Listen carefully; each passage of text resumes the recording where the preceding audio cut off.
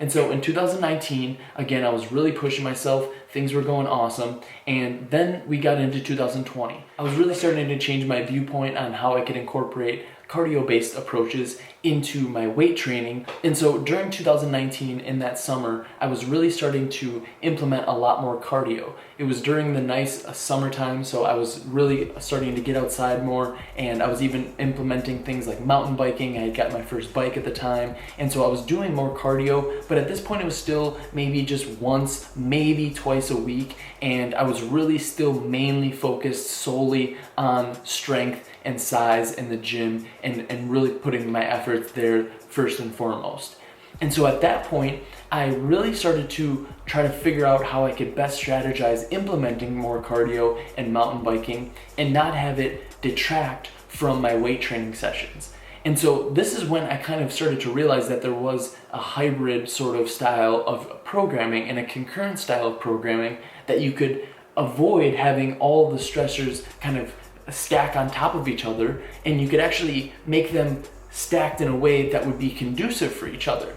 And while yes, you probably would be more able to see specific progress in one of those things if you focused on it, the law of specificity of course, but in order to really enjoy all things and excel as best as you can at all things, I wanted to figure out the method to the madness to do that. And so I started to learn a little bit more about this, and at this time, it was moving into 2020 where I was really still focused on my training, still in the winter, focusing on some treadmill work and focusing on other ways that I could keep my cardio a little bit higher, but again, only a few times a week. And then COVID happened. And when COVID happened, we obviously weren't able to get in the gym. The only gym that I was actually fortunate enough to have access to had more minimal equipment, and at this point I didn't want to be out more than I needed to. My grandma was 93 at the time, and obviously given the nature of things, especially early on, I really wanted to protect her, and I was one of her main caregivers, so I really was cautious at this point. So I was only going to the gym realistically one time per week, especially initially in 2020 when COVID happened. So this was March 2020, and at this point, I'm thinking like, maybe I'll lose a little bit of this size, but we're really focused on other things at this point, and my health was more of a priority, where I didn't really want to push my training too heavily because I knew that would push my immune system and that would make me more likely to get sick at this point. And also I didn't want to get my parents sick, I didn't want to get anyone around me sick, and so I was just doing the things that we thought were the best at that point, but I started to focus more on cardio because I knew it was a respiratory illness, and I knew that if I strengthened my lungs and my cardiovascular endurance, that it would help me. And there's a fine line. Again, I didn't want to push things too much. I wasn't going to go run a marathon every day, but I knew that doing more cardio than I was doing, just that one, maybe 2 times per week, was going to help me. So this is when I started to implement one of my rules that I still keep today for general health, which is trying to get in around 60 to 90 minutes of moderate level aerobic training. And so essentially what that can look like, and a lot of people call this zone 2 work, it's basically you being able to bike, run, do some sort of aerobic activity at a pace in which you get your heart rate elevated, but it's not so high that you can barely talk. You want to be able to hold conversations, but you do want to feel like you're working a bit. And so there's a balance there. And this level of cardio is great and has so many benefits, which we'll get into in another video in depth. But the way I started to view things was I need to do this for my health.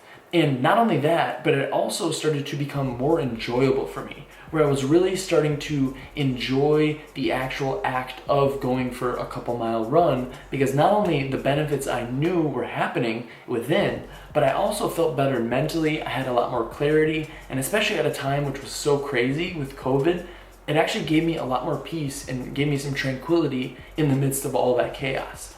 And so from there, it really allowed me to start to see, okay, I can focus on other things, and after a month, 2 months of only working out 1 time per week, and I was doing a 1 time per week full body workout at this point, and so a few months went by, and I really started to realize that even with implementing that 60 to 90 minutes of more zone 2 cardio, I didn't really lose much muscle even lifting only 1 full body workout per week. And that full body workout wasn't super intense either. It was about 30 to 45 minutes, and I wasn't using super heavy weights, but I was doing movements that I knew and was familiar with. And actually, believe it or not, that workout was a workout that I did and filmed for the gym that I was working for. And so essentially it was a workout that a lot of people could do. It wasn't anything groundbreaking, but it was a full body workout nonetheless. So I was stimulating all my muscles, and I was also staying consistent with it. And so I didn't lose much muscle at all. I maybe could notice after about 5 months or so into that consistent plan, I started to feel maybe I lost a little bit of muscle in my own sort of view. But in terms of everyone else around me, nobody else noticed that, and nobody else said anything. It was more so just myself that could notice those slight changes. And so essentially, this was in 2020, and during the summer of 2020, it was when I started to be more consistent with that training. And so as we moved into the winter, going into 2020 to 2021, is essentially when I did continue to really focus on my cardiovascular endurance. And so I then did focus a bit more heavily on my weight training, as I did start to lift maybe 2, 3, sometimes 4 times per week.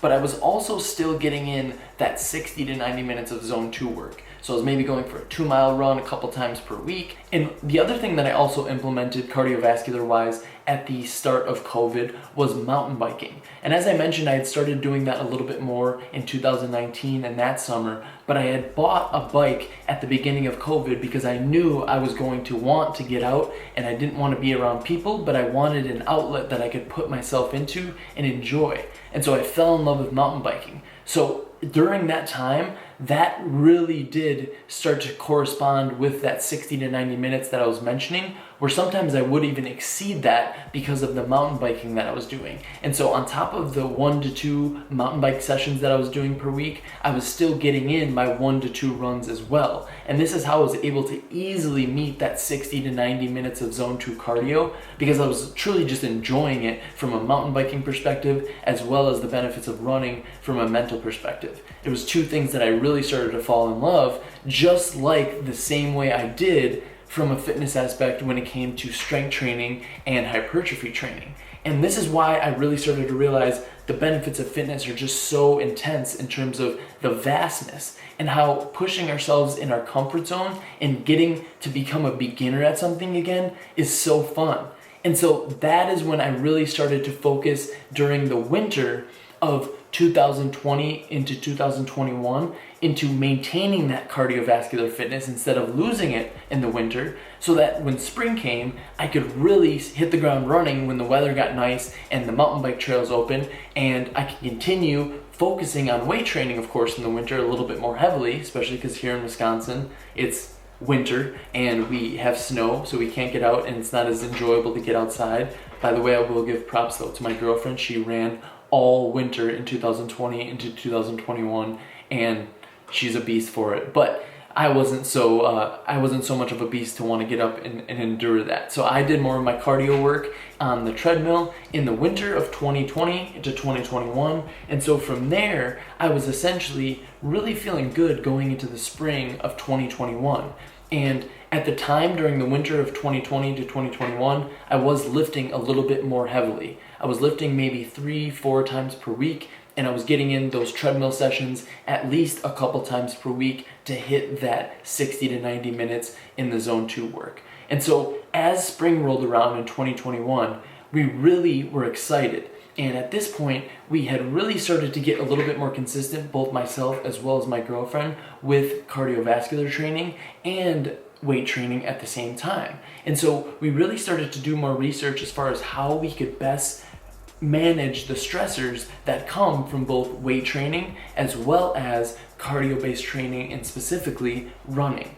And when it comes to running, it's a very demanding output on your body and on your muscles. And so to think that you're gonna go do something one day and beat your legs down and then go max squat the next day, it just isn't as feasible. So we started to find ways where we could actually combine those days and put both the max squats, for instance, and for example, with a intense running workout and actually put that stress together. And it might sound not so conducive, but again, and from a performance standpoint of trying to excel at both of them to the maximum capabilities, yes, again, if you did focus on one of them or the other solely for an extended period of time, you would progress more with that. I'm not arguing that. Law of specificity, of course.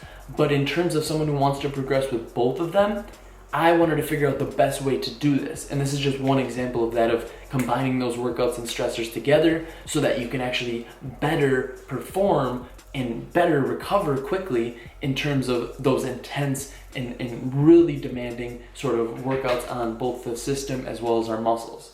And so essentially from here, I was learning a little bit more, really starting to push myself, and I was really from here starting to enjoy things. And in the summer of 2021, this is essentially when my girlfriend and I decided to sign up for a duathlon. And a duathlon essentially is a run, bike, run. So it's kind of like a triathlon, but without the swim. And so essentially we signed up for what was a 2-mile run, a 19-mile bike, and a 2-mile run to finish. And so this was about July when we signed up. And at this point, again, I was still only maybe doing my 1 to 2, sometimes 3 sessions of running during the week. And I was really starting to stay consistent with that, but I was starting to maybe push the mileage a little bit more from maybe those 2 miles to a little bit more of a 5K, maybe sometimes pushing it to 4 or 5 miles even to really see what I could do. And at this point, when we signed up for the duathlon, I actually had bought a road bike as well, since I needed to have a road bike for the duathlon itself.